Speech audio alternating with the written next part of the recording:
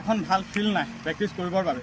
এই ফিল্ডখন মানে খৰালি কালত প্ৰেক্টিছ কৰিবৰ বাবে একদম বেষ্ট ফিল্ড হয়, কিন্তু বাৰিষা দিনত এয়া দেখিছে প্ৰেক্টিছ কৰিবৰ বাবে বহুত বেয়া হৈ পৰে। মানে এজাক বৰষুণতে পূৰা পানী হৈ পৰে। দেখিছে এজাক দুজাক বৰষুণ দিছিলে জাপ মাৰিব নোৱাৰি, আৰু কণ্টিনিউ বৰষুণ দিলেতো টোটেলি ফিল্ডখন পানী হৈ পৰে। এইখন ফিল্ড হৈছে ৰহা ফলগুৰি এলেকাৰ এখন ফিল্ড।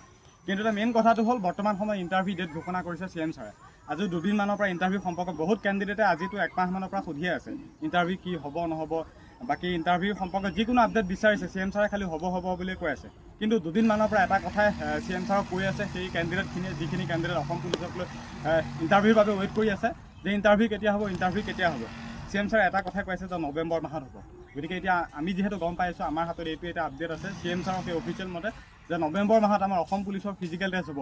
গতিকে আমাৰ অক্টোবৰ মাহমানতে এডমিট কাৰ্ড আহি যোৱাৰ সম্ভাৱনা আছে, মাজত আৰু 4-5 মাহমান সময় আছে। গতিকে প্ৰেক্টিছ খুব ভালদৰে কৰি থাকা, হাতত একেবাৰে কম সময়, 5000 পোষ্ট যদিনো প্ৰত্যেকটো বিভাগতে 400-500 তেনেকৈহে আছে, আৰু বাকী ক'ৰবাত আছে 1052টা তেনেকৈ আছে। গতিকে প্ৰেক্টিছ ভালদৰে কৰি থাকা, ইণ্টাৰভিউ হ'বলৈ গৈ আছে আমাৰ নৱেম্বৰ মাহত।